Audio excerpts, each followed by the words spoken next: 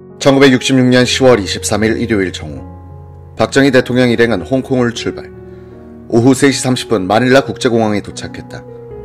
동체에 성조기 마크가 선명하게 그려진 노스웨스트 항공사의 전세기는 조종석 창문에 걸어둔 작은 태극기를 휘날리며 환영 행사장 앞 붉은 양탄자 앞에 멈춰섰다. 페르디난드 에드랄린 마르코스 필리핀 대통령과 나르시소 라모스 외상 등 필리핀 정부 요인들이 기다리고 있었다. 유양수 주 필리핀 대사와 필리핀 외무성 의전 실장이 기내로 올라가 박 대통령에게 인사를 한 뒤 환영 행사 일정에 관한 보고를 했다. 박 대통령이 의전 실장의 안내를 받으며 계단을 내려오자 150여 명의 교포들이 환영했다. 계단을 내려온 박 대통령과 마르코스 대통령이 악수를 나누며 포옹을 했다. 뒤따라 내려오던 이동원 외무부 장관은 두 사람의 포옹 장면을 보고 저렇게 닮았을 수가 하며 놀랐다고 한다. 물론 이목구비 하나하나까지 복사판은 아니었으나 마르코스의 분위기는 영락없는 박 대통령이었다. 까무잡잡한 얼굴, 날카로운 눈매에 작은 키, 아담한 체구, 게다가 카랑카랑한 목소리까지 내겐 분간 못할 혼란이었다. 특히 도도하고 당당하게 걷는 걸음걸이는 뒷모습이라면 누구든 쌍둥이라 할 정도였다. 박정희와 마르코스의 닮은 점에 대해서는 당시 외교가의 화제이기도 했다. 두 사람은 외모에서만 닮은 것이 아니었다. 1917년생으로 같은 기사생인 것은 물론 그때까지의 인생 역정 또한 비슷했다. 필리핀은 300년 이상 스페인의 식민 통치를 거쳐 19세기 말부터 40여 년간 미국의 지배를 받아온 나라다. 미국의 식민시대에 마닐라에서 태어난 마르코스는 필리핀 법대에 재학 중 국회의원 말룬 다산의 암살 혐의로 기소됐으나 무죄를 주장해 1940년 석방됐다. 필리핀이 제2차 세계대전 중 일본군에 의해 점령되자 루손섬 북쪽에서 게릴라 지도자로 활동하다 일본군 포로가 되기도 했다. 메가더가 필리핀을 재수복한 뒤 마르코스는 미국으로부터 최고 명예 훈장을 받는 등 종전할 때까지 도합 27개의 훈장을 받은 군인으로 명성이 높았다. 종전 후인 1949년 마르코스는 루손섬에서 하원 선거에 출마해 전국 최다 득표로 당선되는 기록을 세웠다. 1959년 상원에 진출할 때도 전국 최연소 최다 득표라는 기록을 세웠고 이어서 상원의장에 출마해 최연소 의장으로 당선되기도 했다. 마르코스는 1965년 11월 필리핀 대통령 선거에 출마, 당선됨으로써 국가 지도자로서의 길을 걷기 시작한다. 마르코스는 필리핀의 경제적 위기 극복과 국내 질서의 회복에 노력하면서 미, 일 등 선진 우방국들과의 관계 설정에도 많은 노력을 기울였다. 그는 1969년에 대통령으로 재선, 1973년에는 삼선 개헌을 위해 비상사태를 선언하고 개헌을 추진했다. 1966년 당시 한국의 1인당 GNP가 130.8달러였을 때 필리핀은 269달러로 동남아시아에서 선두그룹에 들어있었다. 마르코스는 필리핀을 아시아에서 일본 다음 가는 부강한 국가로 이룩하겠다는 꿈과 패기와 긍지를 갖고 있었다. 뿐만 아니라 이웃나라 지도자들과의 경쟁의식도 강했다. 육군소장으로서 최고의 외교 국방위원장을 역임했던 유양수는 월남 참전 7개국 정상회담이 열리던 무렵엔 4년째 필리핀 대사로 근무 중이었다. 그는 마르코스에 대해 이렇게 회고했다. 1966년 초 박 대통령의 동남아 순방 외교를 준비할 때 저는 필리핀 정부에 박 대통령을 초청해 줄 수 있느냐고 타진했지만 묵묵부답이었습니다. 미국을 중심으로 마르코스, 박정희 두 지도자 간의 경쟁 관계가 형성되면서 한국이 먼저 월남의 전투병력을 파병했다는 사실이 마르코스의 자존심을 건드린 것으로 파악됐습니다. 미국에 대한 마르코스의 입장은 한국과 조금 달랐습니다. 경제 발전을 위해서는 미국으로부터 긴밀한 원조가 필요했지만 48년간 필리핀의 식민 모국이 미국이었기에 부담도 컸습니다. 필리핀에서는 미국 식민시대의 독립운동가들을 찬양하면서 반미 분위기가 일상화되어 있었습니다. 역대 필리핀 대통령들이 미국으로부터 독립하겠다는 노력을 해온 만큼 마르코스도 필리핀의 자존심을 세우려는 노력을 하고 있었습니다. 그의 부인 이멜다도 필리핀 문화 부흥 운동에 앞장서고 있을 때였죠. 반면 필리핀 내부의 인민공산당들은 중공으로부터 무기를 지원받아 마르코스의 발목을 잡으려 하고 있었습니다. 마르코스는 미국의 월남전 지원 요청에 응했지만 병참과 군수부대 위주의 지원에 그쳤죠. 6.25 당시 미군을 제외한 참전국 중 가장 먼저 전투병력을 한국에 파병한 필리핀은 우리에 대해 우월의식을 갖고 있었습니다. 그런데 한국 정부가 월남의 전투병력을 파병했다는 사실이 마르코스에게 충격적이었습니다. 월남 파병을 통해 한국이 미국으로부터 많은 원조를 받아낸다는 점도 마르코스에게는 아픈 곳을 찔리는 듯한 느낌이었을 겁니다. 제가 대사로서 마르코스 대통령을 만나면 표현은 하지 않지만 분명 뭔가 샘을 내는 듯한 느낌을 받곤 했죠. 월남 참전 7개국 정상회담은 당시 이동원 외무장관의 구상에서 시작된 것이라고 한다. 1966년 초가 되니 동아시아에는 월남 참전을 주제로 국가별 서열이 정해졌습니다. 한국이 42,500명의 병력을 파병해 선두였고 오스트레일리아 4,500명, 필리핀 2,000명, 뉴질랜드 150명이었으며 태국은 17명에 불과했습니다. 1966년 6월 14일 아스팍이 서울에서 열렸을 때 월남 참전국 대표들에게 우리끼리 한번 모이자는 의견을 내어 만장일치로 찬성을 얻어냈습니다. 일종의 월남 참전국 모임을 만든 것이죠. 정상회담은 참전 각국에게 공통되는 여러가지 정치적 이익을 가져올 수 있었기 때문에 이의를 제기하는 나라가 없었다. 이 모임을 주도할 국가는 한국이어야 한다는 데에도 이의가 없었다. 그런데 일주일쯤 뒤 라모스 필리핀 외상이 마르코스 대통령에게 이 사실을 보고하자 마르코스가 이 회의는 필리핀이 주최해야 한다고 우기기 시작했다고 한다. 이동원 장관은 서울에서 열릴 것에 대비해 준비를 하다 라모스 필리핀 외상으로부터 미안하다는 연락을 받았다. 그 직후 미 국무성의 번디 차관보가 급히 내한했다. 번디가 부랴부랴 찾아온 것은 필리핀의 입장을 살려주자는 설득을 하기 위한 것이었습니다. 미국에게 한국은 믿을 수 있는 우방이었던 반면 필리핀은 겉으로는 미국의 우호적인 태도를 보이지만 뒤돌아서서는 반미적인 발언을 하고 있어 이번 기회에 마르코스를 달래주자는 것이었습니다. 졸지에 주최국이 바뀌자 박정희 대통령은 평소 하지 않던 심한 욕설까지 하며 화를 냈다고 한다. 마르코스, 이 나쁜 자식, 윤리도 도의도 없는 놈. 이거 우리가 재창했는데 날치기 아닌가. 회담은 결국 필리핀의 수도 마닐라에서 열리는 것으로 하되 회담 성명서는 한국 외무부에서 작성한 내용을 선택하기로 미국과 합의함으로써 이 문제는 일단락됐다. 1966년 10월 23일 오후 4시 박정희 대통령 일행은 필리핀 공항에서 의전 행사를 마치고 숙소인 마닐라 호텔에 도착했다. 오스트레일리아, 뉴질랜드, 미국, 월남, 태국 등 각국 정상들도 같은 호텔에 들었다. 박 대통령에게 배정된 방은 566호실로 제2차 세계대전 당시 메가더가 숙소로 사용했다는 방인데 여느 정상들의 방보다 작았다. 존슨 대통령을 수행한 러스크 미 국무장관의 방보다 더 작았다. 이동원 장관은 마르코스의 의도적인 한국 무시라 느꼈다고 한다. 수행원들이 분개하자 박 대통령은 괜찮아, 방이 크면 어떻고 작으면 어떤가. 난 오히려 작은 방이 더 정이 붙는데 신경 쓰지 말게 라고 대범하게 말했다. 마르코스의 심술은 다음 날에도 계속됐다. 1966년 10월 24일 월요일은 공교롭게도 국제연합의 날이기도 했다. 참전국 대사들이 합의하여 마련한 정상회담 순서는 첫날 국회의사당에서 개회식을 가진 뒤 대통령 관저인 말라카낭궁 대회의실에서 1차, 2차 본회의를 비공개로 갖기로 결정했다. 오전 9시 필리핀 국회의사당 단상에는 오른편에서부터 오스트레일리아의 해롤드 홀트 총리, 대한민국의 박정희 대통령, 뉴질랜드의 커드 홀리오크 총리, 필리핀의 마르코스 대통령, 태국의 타놈 키티카초른 총리, 미국의 린든 존슨 대통령, 월남공화국의 구엔 반 티우 의장과 구엔 카오 키 총리가 앉았다. 의사당에는 7개국 대표단원 약 200명과 외교단, 필리핀 국회의원, 각종 단체 대표 등 200여 명, 세계 주요 신문, 라디오, 텔레비전 기자와 보도진 400여 명이 자리하고 있었다. 동남아시아 사상 최대의 국제회의가 시작된 것이다. 당시 유양수 주 필리핀 대사의 회고. 사전에 참전국 대사들끼리 모여 시간표를 짜면서 개회사는 주최국 정상인 마르코스 필리핀 대통령이 하는 것으로 결정했습니다. 다만 주전국인 월남과 미국에 비해 필리핀의 입장이 미묘할 것이라는 점을 두고 대사들끼리 토론한 끝에 형식적인 개회사를 하도록 10분으로 짧게 잡아두었습니다. 그런데 개회식에서부터 문제가 생긴 겁니다. 태국 총리의 사회로 개회 선언이 있은 뒤 뉴질랜드 총리의 제의로 주최국인 마르코스 필리핀 대통령이 만장일치로 이번 회의의 의장이 됐다. 의장의 개회사 순서가 됐다. 동시 통역으로 진행되는 이 회의에서 마르코스는 스페인 억양이 강한 영어 연설을 유창하기 시작했다.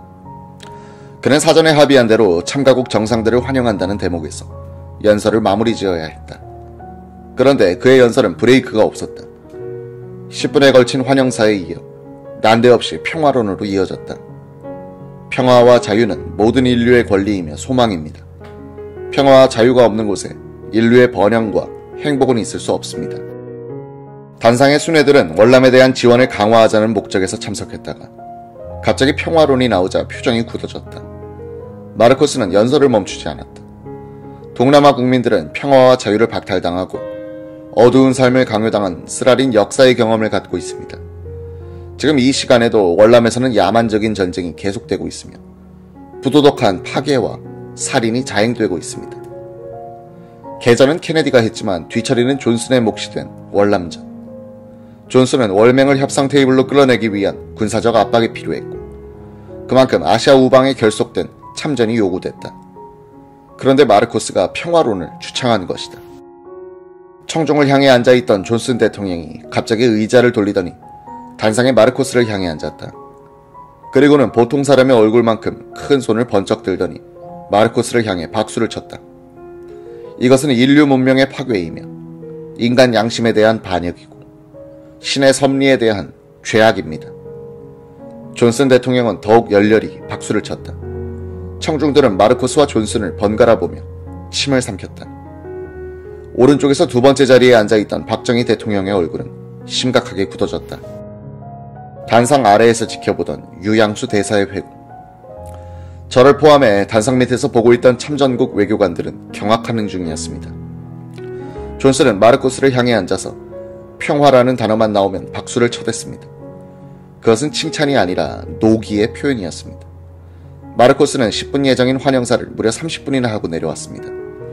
그동안 존슨은 혼자서 수십 번이나 박수를 쳤던 겁니다. 기이한 개회사에서 마르코스는 평화와 자유를 외쳤지만 그것을 지키기 위한 방안은 한마디도 언급하지 않았다.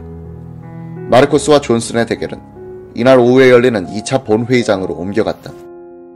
오전에 개회식이 끝난 뒤 대통령궁에서 열린 제1차 본회의에서는 월남 총리 구엔카우키의 월남 현황 설명이 있었고 웨스트모어랜드 주월 미군 사령관의 월남전 전황에 대한 설명이 있었다. 오후 4시부터 열린 제2차 본회의는 각국 원수의 연설로 진행됐다. 커다란 U자 형태의 원탁에 7개국 정상이 알파벳 순서대로 앉고 각국 정상들 뒤로 수행 참모들이 앉았다. 마르코스 필리핀 대통령의 사회로 오스트레일리아에 이어 한국의 박정희 대통령이 기조연설을 시작했다. 우리는 인간의 존엄성과 자유를 신봉하는 세계 인류의 염원을 구현하고자 하는 사명감으로 이 회담에 임하고 있습니다. 이 회담을 통해 참전국들은 불의와 결연히 대결하며 정의를 위하여 기꺼이 희생할 수 있는 용기 있는 사람들이라는 것을 세계 만방에 재천명함과 동시에 침략자들에게는 침략을 포기하게끔 압력을 가해야 합니다. 계속해서 박 대통령은 휴전 전에 외국군대 철수 반대, 월맹의 베트공에 대한 지원의 즉각 중지, 월남에서 월남공화국 외 정치 권력 불인정, 휴전 후 월남의 독립보장 등을 주장했다. 그의 발언은 참가국 정상 중 존슨을 만족시킨 유일한 내용이며 회의가 진행될수록 확연해져 갔다. 뉴질랜드에 이어 필리핀 순서가 되자 U자 테이블 중앙에 앉아있던 마르코스는 예의 평화론을 개진했다. 여기서도 존슨은 의자를 돌려 앉은 뒤 다시 박수를 치기 시작했다. U자형 테이블을 따라 순서가 바뀌면서 이윽고 존슨 미국 대통령의 차례가 됐다. 러스크 국무장관 등이 배석하고 그 뒤로는 10여 명의 참모와 수행원들이 앉아 있었다. 참모 한 사람이 존슨에게 준비된 연설문 원고를 전달했다. 참모로부터 원고를 전달받은 존슨 미 대통령은 원고를 책상 위에 뒤집어 놓았다. 그리고 마르코스를 향해 의자를 돌려놓고 앉더니 그를 노려보면서 즉석 연설을 시작했다. 평화는 그저 주어지는 것이 아닙니다. 책상 위에서 얻어지는 것도 아니며 더구나 예찬만으로 달성되는 것도 아닙니다. 평화는 쟁취하는 것이며 대가를 지불해야 하는 것입니다. 그리고 대가를 지불하기로 결심하고 행동함으로써만이 평화는 얻어질 수 있는 겁니다. 존슨은 마르코스를 향해 마치 교장 선생님이 학생에게 훈시하듯 기조연설을 시작했다. 마르코스 대통령과 필리핀 정부 강요들의 얼굴은 사색이 되어갔다. 아침에 있었던 마르코스 필리핀 대통령의 평화론에 대한 반격이자 미국의 필리핀에 대한 위압이었다. 이날 박 대통령 수행원으로 참석했던 유양수 주 필리핀 대사는 그의 회고록 대사의 일기장에서 굵직한 존슨의 음성은 듣는 이의 폐부를 찌르는 듯했다. 장내는 기침소리 하나 없이 긴장감이 감돌고 있었다. 천장에 매달린 선풍기만 천천히 장내의 공기를 휘젓고 있었다. 라고 당시 상황을 기록해두고 있었다. 존슨은 10여 분간에 걸친 훈시 같은 연설을 통해 참전 7개국 정상회담의 목적을 다시 한번 상기시키고 월남전에 임하는 미국의 결의를 재천명하는 것으로 끝을 맺었다. 미국에 대들었다가 퉁발이 맞은 마르코스를 지켜본 박정희는 냉정함을 잃지 않았다고 한다. 첫날 저녁 마르코스가 박 대통령의 숙소를 예방하고 돌아가자 이동환 장관에게 박 대통령은 이런 말을 하고 있었다. 이 장관, 저 친구 얼굴을 보니 알차게 생겼어. 분명히 쉽게 물러나지 않을 거야. 1966년 10월 24일 저녁에는 만찬이 열렸다. 각국 원수들이 검은 예복을 입고 참석한 반면 마르코스는 필리핀 전통 의상인 흰 남방 차림으로 만찬장 분위기를 이끌어갔다. 그는 박 대통령을 의도적으로 무시하는 행동을 많이 했다. 존슨 대통령이나 다른 외국 정상들 앞에서는 큰 손짓을 해가며 열심히 말하다가도 박 대통령과 마주치기만 하면 입을 꼭 다물고는 가벼운 목례나 악수 정도만 하고는 지나쳤다. 이날 저녁 필리핀의 일간지들은 박 대통령의 월남 파병을 비난하는 글을 싣고 매파의 우두머리, 전쟁을 부추기는 전쟁광으로 묘사하며 보도했다. 약이 오른 김영욱 정보부장은 저 새끼 입만 살아서 입만 점점 커지니 라며 마르코스를 노려보았다. 만찬장에서 신문 보도 내용을 보고받은 박 대통령은 아무런 표정의 변화 없이 담배만 피워대고 있었다. 10월 25일 오전에 박 대통령은 한국 기자들과 만났다. 전날 있었던 웨스트모어랜드 주월 미군 사령관의 군사력 강화 필요성 주장과 관련해 박 대통령은 우리가 있고 남이 있지 않습니까?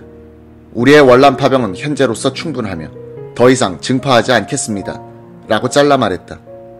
이날 오전 11시부터 제3차 본회의가 말라카낭 궁소회의실에서 비공개로 속개됐다.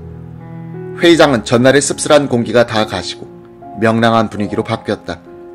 이날 회의는 예정에 없던 것이었다. 각국 정상들이 통역 한 명씩만 배석시킨 채 만나는 정상들만의 비밀 회담이었다. 참전 7개국 수행원들은 모두 대회의실에서 앉아 기다리고 있었다.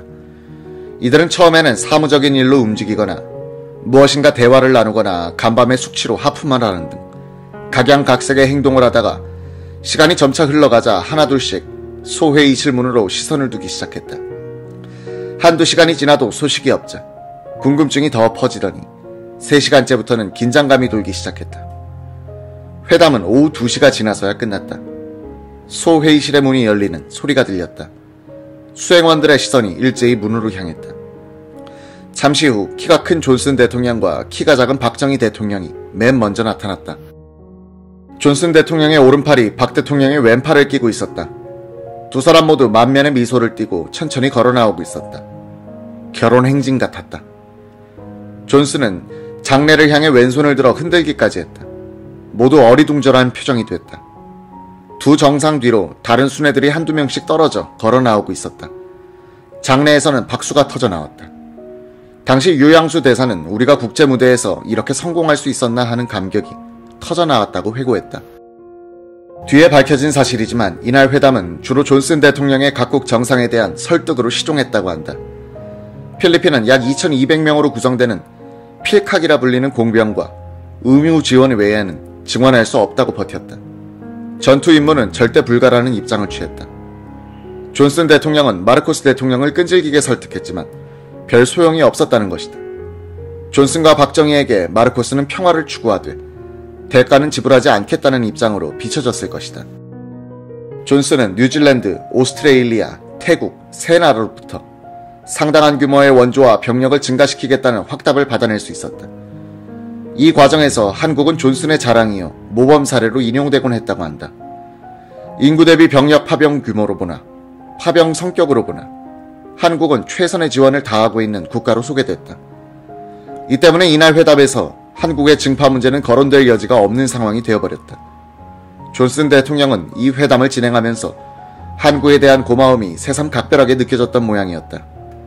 고마움의 표시로 존슨은 자신의 가슴에도 못 미치는 작은 키의 박 대통령과 팔짱을 끼고 혈맹의 유대를 과시한 것이었다. 이날 오후에는 공동성명서 채택과 선언문 검토를 위한 4차 회의가 진행됐다. 오후 6시 30분 7개국 정상들은 월남 문제의 해결과 아시아 태평양 지역 국가 간의 유대 강화 및 공동 번영을 위한 원칙들을 밝히는 공동성명서, 공동선언, 자유의 선언, 세계 문서에 서명하고 이를 발표함으로써 마닐라 정상회담은 막을 내렸다. 1966년 10월 26일 귀국길에 오른 박 대통령 일행은 오후 4시 김포공항에 도착했다. 공항에는 이호상 국회의장, 이상철 국회 부의장, 정일관 국무총리, 산부 요인 등과 1000여 명의 출연객이 기다리고 있었다. 유경수 여사도 아들 지만군을 데리고 나와 기상으로 올라가 박 대통령을 영접했다. 유 여사가 가셨던 일은 잘 됐어요. 고생 많으셨죠. 라고 인사했고 박 대통령은 웃음을 머금은 채 지만군을 보듬어 안았다. 박 대통령은 도착 성명을 통해 세계사의 중심 무대는 바로 우리가 살고 있는 이 지역으로 옮겨지고 있으며 우리의 발걸음이 세계사에 크게 남겨지고 있습니다. 남으로부터 도움을 받아오던 우리도 이젠 이웃을 돕는 성년 국가로 발전했기 때문입니다. 라고 했다. 그가 국군 의장대를 서열하는 동안 전투기들이 하늘에서 오색 연막을 뿌리며 가을 하늘을 화려하게 물들이고 있었다.